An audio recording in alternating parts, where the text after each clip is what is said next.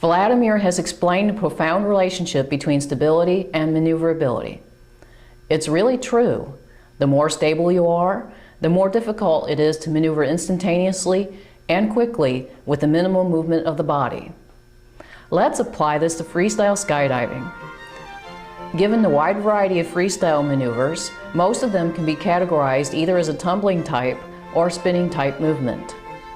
Any tumble rotation, such as a barrel roll, cartwheel, or loop, can occur only when the hanging point is below the center of gravity. In other words, a freestylist cannot initiate layout back loops without tucking or bending the body when starting from a position with the hanging point above the center of gravity. This scene from a video guide to freestyle shows that from a face-down position, some tucking of the legs and bending in the hips is necessary to lower the hanging point for starting the maneuver. In this case, it's layout back loops. Notice also the buffeting effort necessary to reach instability. The lower the hanging point initially, the easier it will be to start a tumbling head over heels type maneuver. Also, the maneuver itself will happen faster. For example, from a standing position with the hanging point already below the center of gravity, the freestylist can easily initiate layout back loops, maintaining a straight body position without any extra tucking of the limbs and bending the hips. Notice also only the very small movement necessary to start the maneuver. The issues of stability have implications on spinning type maneuvers as well. A spin is a rotation that causes your heading to change. A freestylist can spin very slowly or quickly. A spin rotation such as a turn, pirouette, or side loop can be performed with the hanging point below as well as above the center of gravity. However, the more unstable the freestyle pose, the easier it is to spin faster.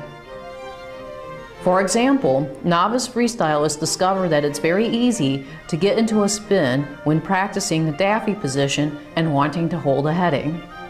Because the daffy position is more unstable compared to the T position, just a slight movement of the body easily starts the spinning motion. The spinning will tend to be faster too. To perform a turn in T position, it requires more wind deflection. In this scene from a video guide to freestyle, notice how much the arms bend in order to start and stop the turn. In comparing these two examples, it is more difficult to see which control surfaces are moved to start this daffy pirouette. This is because the daffy position is more unstable and therefore requires less deflection of the control surfaces to perform the pirouette. Let's review and consider the implications. Initiating a barrel roll, cartwheel, or loop requires that the hanging point be below the center of gravity. However, performing turns and pirouettes do not. When initiating a turn or a pirouette, the hanging point can be either below or above the center of gravity. In any case, to achieve faster maneuvering, deliberately put your hanging point as far below your center of gravity as possible. Also, with your hanging point below your center of gravity, you will be able to more elegantly transition into any tumbling type maneuver. That's right, the position of the hanging point in relation to the center of gravity affects the transitions from one move to the next move. In other words, the sequence of unstable moves and stable moves in relation to one another seriously affects the choreography of a freestyle routine.